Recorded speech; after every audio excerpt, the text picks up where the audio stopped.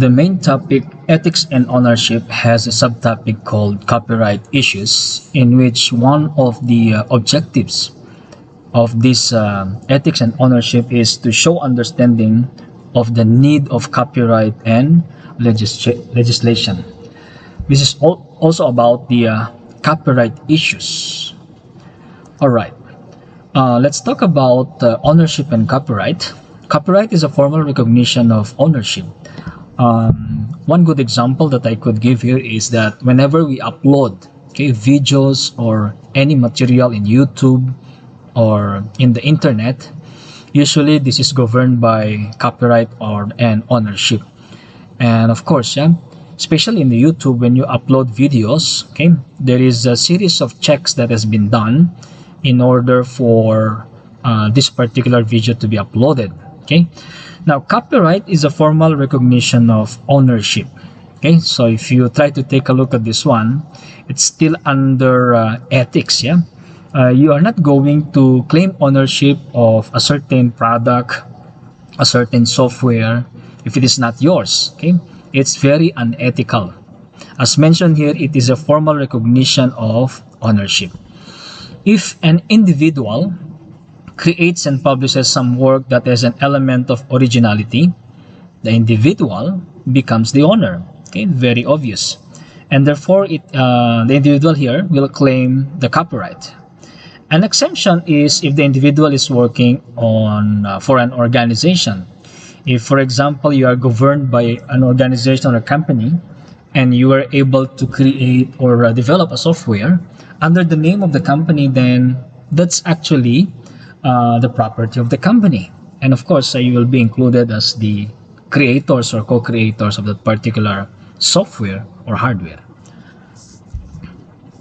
An organization can claim copyright for a published work if it is created by one or more individuals that work for organization. Now let's take a look at software copyright, and of course there are a lot of things that is happening whenever there is a software that's been created. So there is what we call copyright, and who is the private owner. So softwares is protected by copyright laws, and these copyright laws are, of course, these are also considered as dependent on country to country basis. It depends. And it's not only limited on videos or software programs, but the same way, we have the music CDs, articles of a magazine, books. These are protected by copyright laws. When a software is purchased, there are certain rules that must be obeyed. Of course, it is illegal to make a software copy and sell it or to give it away. Softwares cannot be used as a network or on a network or used on a multiple computers without a multi-use license, or we call it as a volume licensing. In contrast with that of our individual licensing.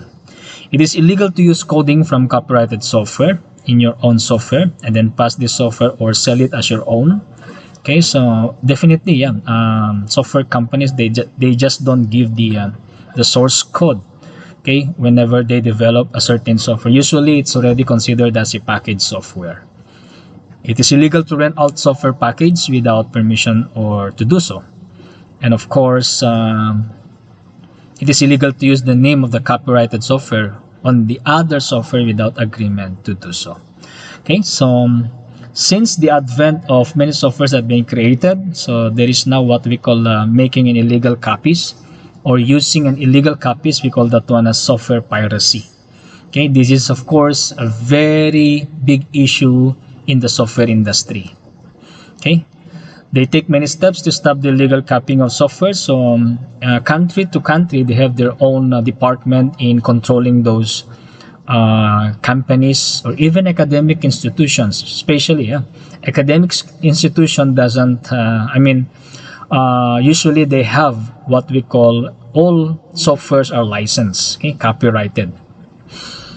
When a software is being installed, the user will be asked to key in a unique reference number or key or product key. We call that one as the license key whenever we install a what you call a key or a series of numbers and letters, just like when I installed my operating system, Windows 10. So if it's an original operating system, you are going to key in the what you call the license key or the product key.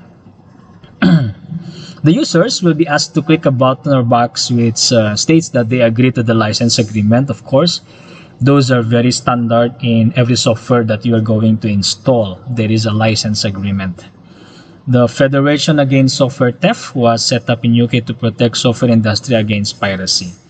So take for example, in the Philippines, we have what we call the OMB, Optical Media Board. This is the department of the government that is actually looking into institutions, okay, or software companies, or even more on the academic institutions, because in the universities or academic institutions, of course, they have laboratories, they have electronic electronic softwares for ranging from engineering to accountancy or nursing that requires software in the conduct of the academic lectures and in their practicals.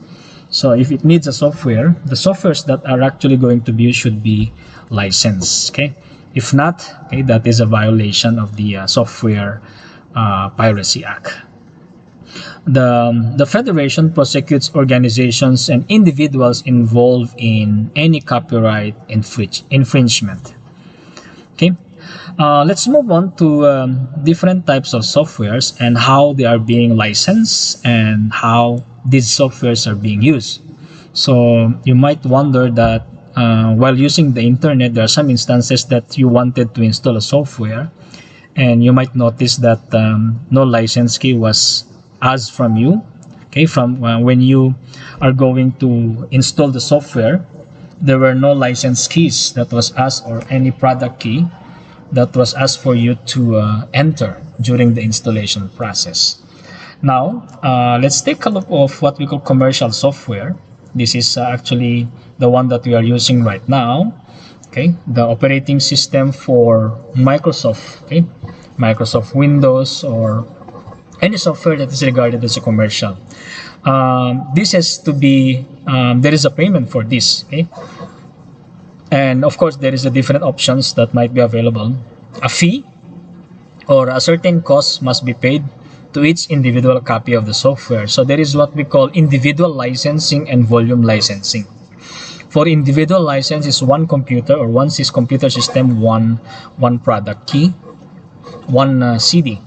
For volume licensing, you can actually depends on what is the range of the numbers of softwares that you're going to include.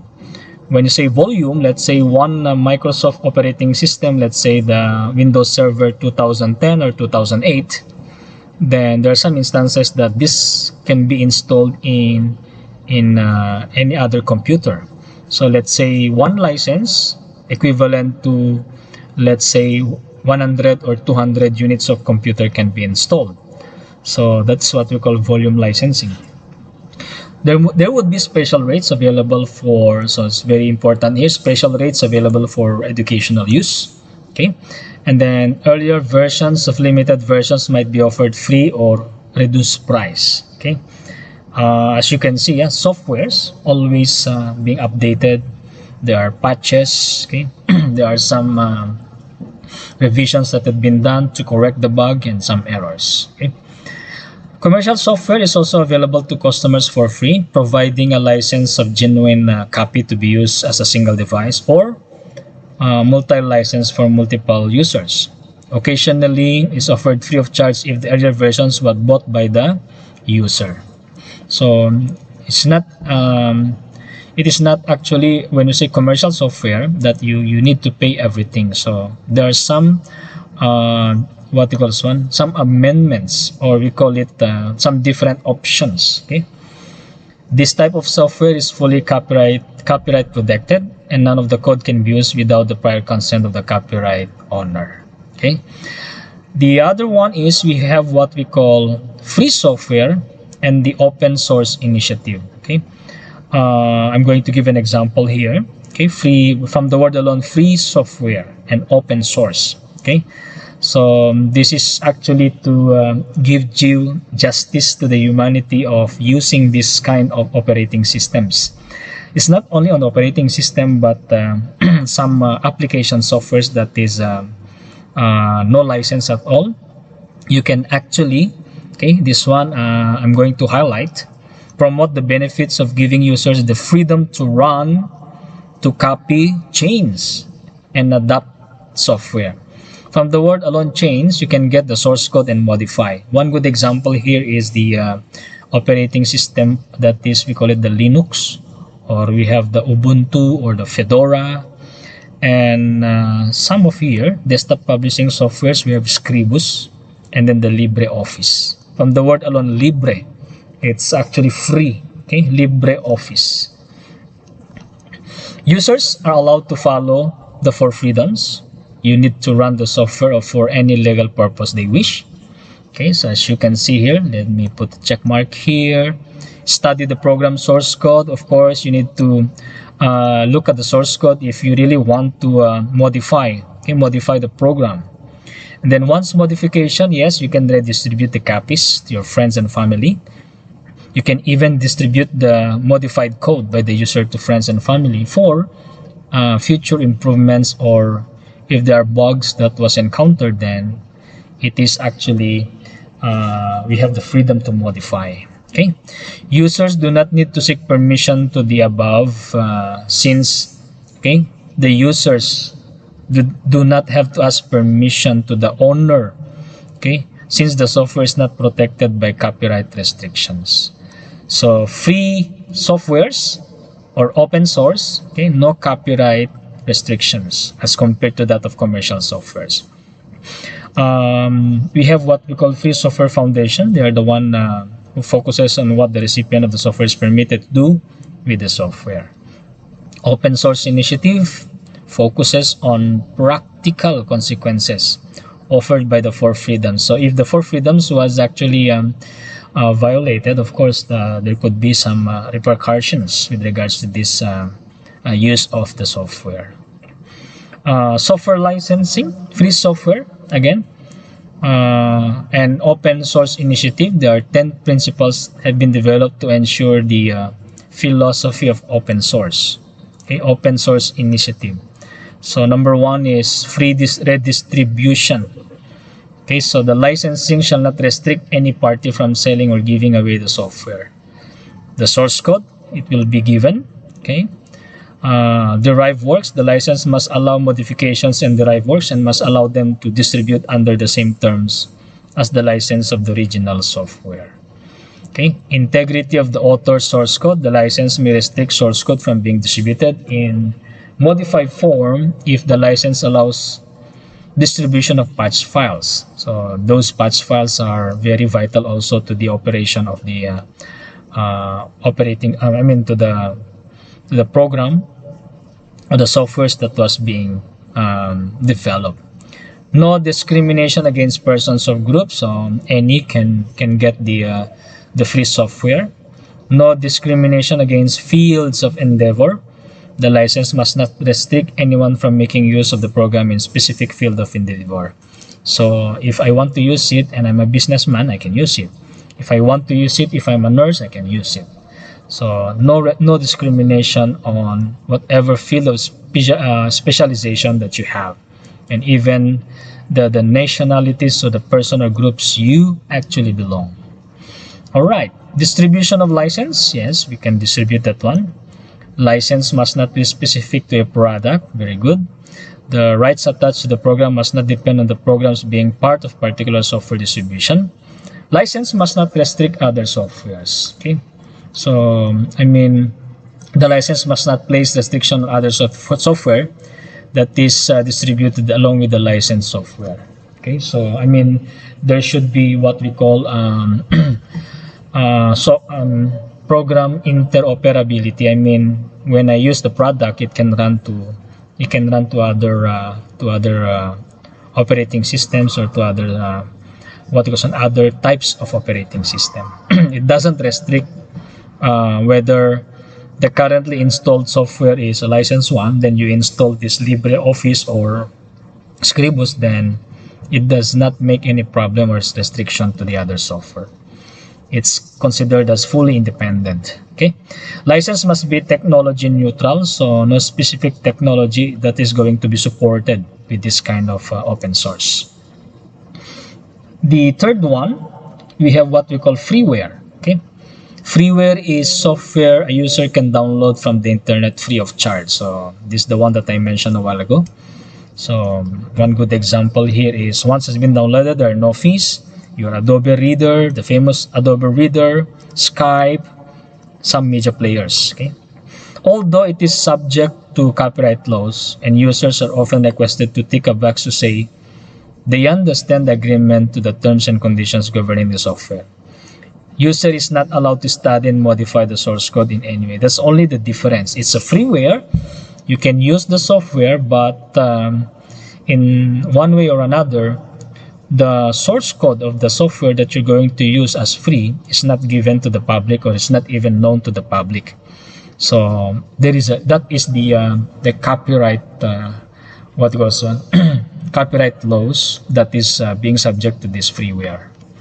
And shareware. Okay, the shareware is well, you've been always using this one also when you try to download, for example, Canva. Okay, during this pandemic, we are using a lot of PowerPoint presentations, and sometimes you wanted to do it online and then look at different backgrounds. So we have that online subscription. We call it Canva. Of course, that is a software product, but you cannot fully you cannot fully use the product. You cannot get the full features unless you subscribe to Canva.